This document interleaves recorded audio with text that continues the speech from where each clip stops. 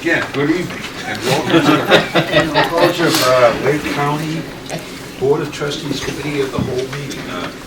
As previously stated, the purpose of this meeting is to discuss board policies 100 through 110 and discussion on bill approval, bill meaning outstanding indebtedness, or on bill approval process. Invite Dr. Weber and Bob. That's a flourish from Derek. Invite Dr. Weber and Bob Riley to present. Well, we're going to... Time out. According to the agenda, we're supposed to do the policies now. Right, that's what it says. Okay. So if you turn your page again from the packet that you all have, you'll be on to open session agenda items. Number 3, board policy, sections 100 to 110. So Derek, do you want to intro this? Sure. So with your packet, you have board policies 101 through 110. President Weber had asked me to take a look at those board policies in coordination with our general counsel in regards to updating those policies to ensure that they reflected current statutes, to take out any redundancies, and to make sure that there was no conflict in between the policies. Also, it was requested that we take out procedural type things and then make a separate procedural manual. So I worked with Bob Riley to do that.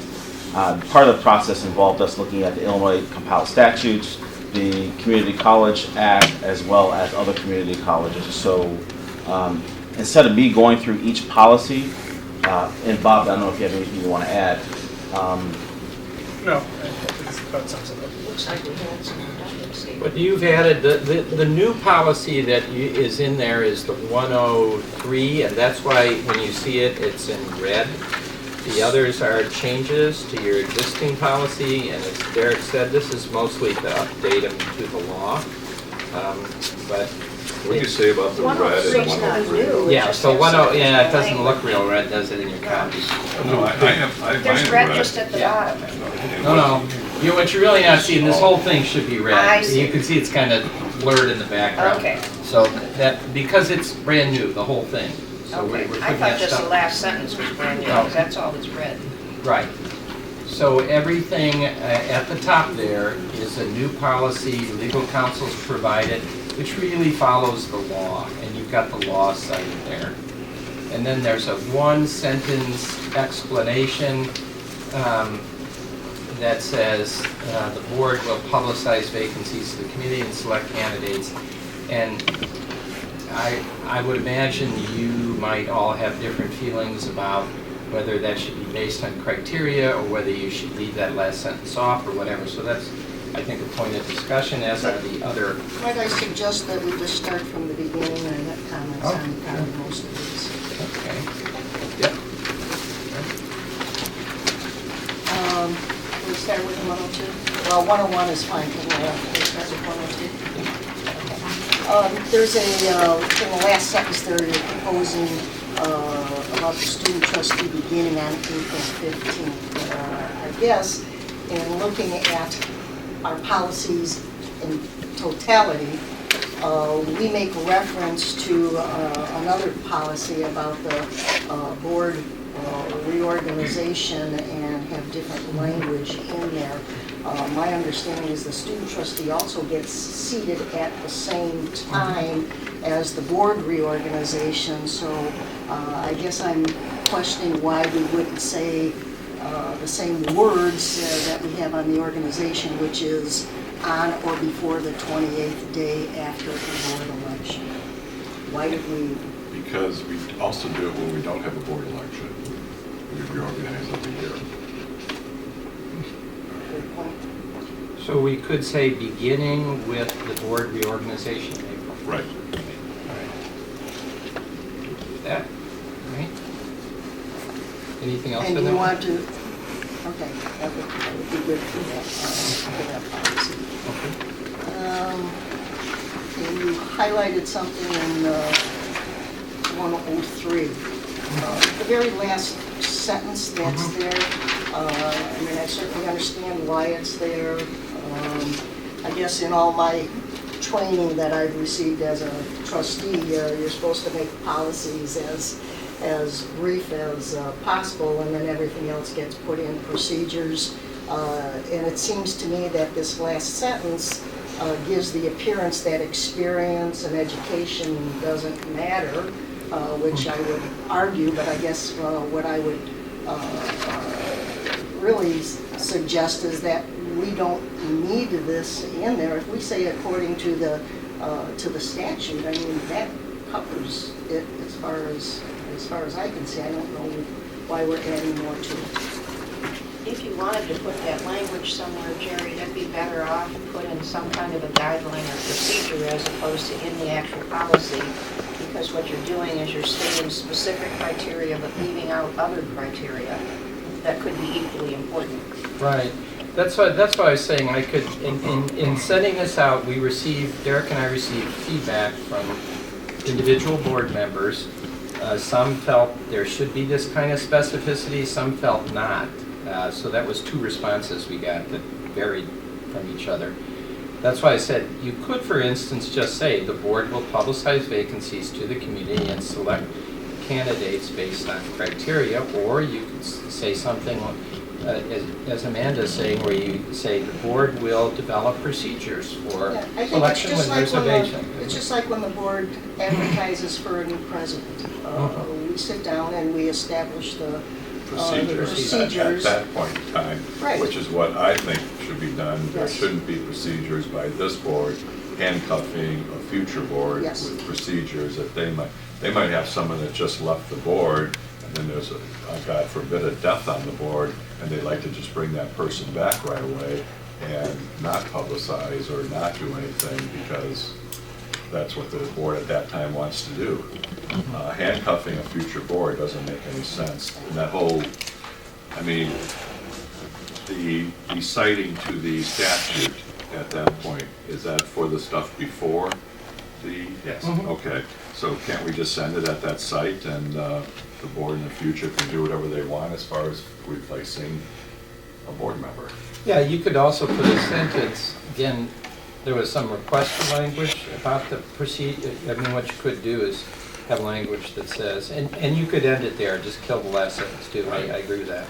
The other thing you can do is say, when a board vacancy occurs, the board will develop procedures for selecting. And that would be fine with me too. Well, Okay, you have that input. okay. Is it okay with the board if I just go through Sure. all of mine, or do you want to? Okay. 104, that one was okay. When I went to 105, again, it's very language intensive. I'm not sure we need all of this. You know, with the others of you weigh in, but I don't agree with some of the language that's in here, because I think much of what's in here is already part of the state statute that we have to adhere to whether we want to or not. So why are we doing it all over again in a policy? I'm not grasping this concept. Okay. So let me just make 2 points, and you want to make a point on that? I don't know. I was going to say, I mean, that is an approach. You could simply say that Yeah. the Board of Trustees will, follow and abide by, the guys will abide by it, and then just cite the statutes Right. and leave it at that. The previous version of Yeah, the is right here. board duties is I saw it. also there. And that also was very wordy and what was the phrase, word intensive? Yeah, I saw that. Super And- word intensive. And a lot of extraneous things in there too. So it was an attempt to simplify it by basically regurgitating the statute in certain spots, but it's not a mandatory approach. Here's a, yeah. Can I just say, doing it the approach of referencing the statute, then when the statute changes, we don't have to come back and change the policy. That's what I always tell people I represent. That would be true, although these are kind of, Not going to change drastically. maybe the amount for letting contracts. Right, that's what I was thinking of, yeah. Most of the other stuff is probably fairly stable. Well, I guess I'd like to see it simplified.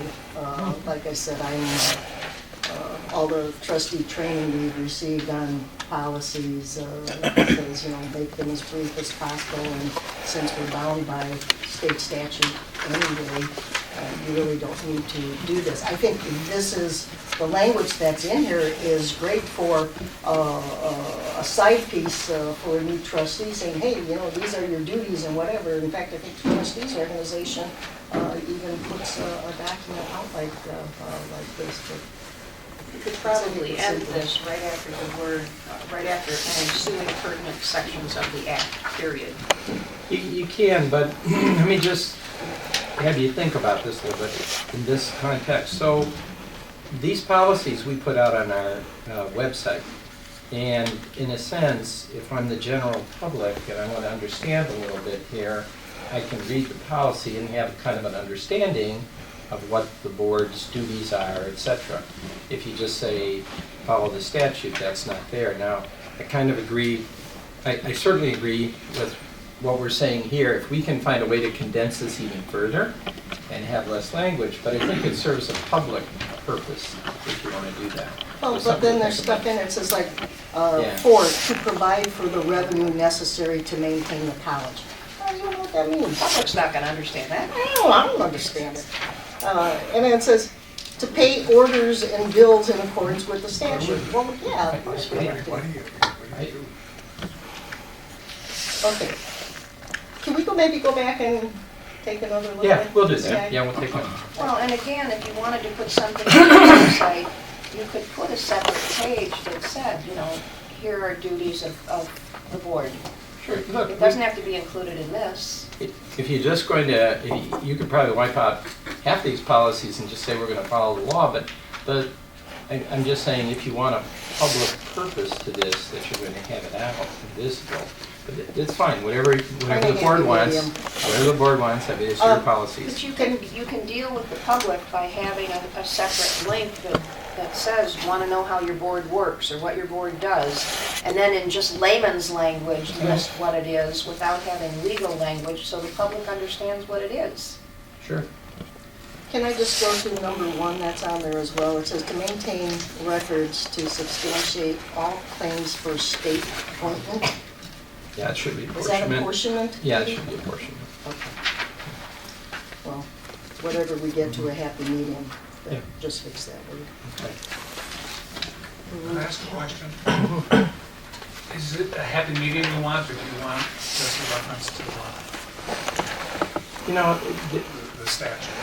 I think because board members have been weighing in this and individually, we have 4 board members here, why don't we wordsmith this a little and bring it back again? Slim down. Yeah, Try slim for a down. happy medium But and it- then but- we'll go from there. But whatever you do, you gotta put it in layman's language if the public's gonna look at it. Well, that would be another option too. They're not Make gonna this into understand. simple language. Yeah, Yeah. that would be another option, is to change Public's not this gonna understand. and some say, of this we'll stuff. follow the law, and in general, that make it something simple and straightforward. Yeah. Okay. Okay. Good luck with that, Bob. And as we go to number 106, I'm sure Bob can do Yeah. that. Good point. and maybe I'm misinterpreting this, but I noticed that we have eliminated number 3, which to me was the appeal process for folks to come to the board. Is that next paragraph, is that supposed to be, what is that? Is that the appeal process, or what is that? I don't know. Well, I think The the first number 3 is lined out, and to me Right. that was the appeal process. What's the second number 3 now? There's no appeal process now, or what? Well, you were not in fact really following the appeal process, and we But we were, have to have one. well, it comes back to what you said about having policies rather than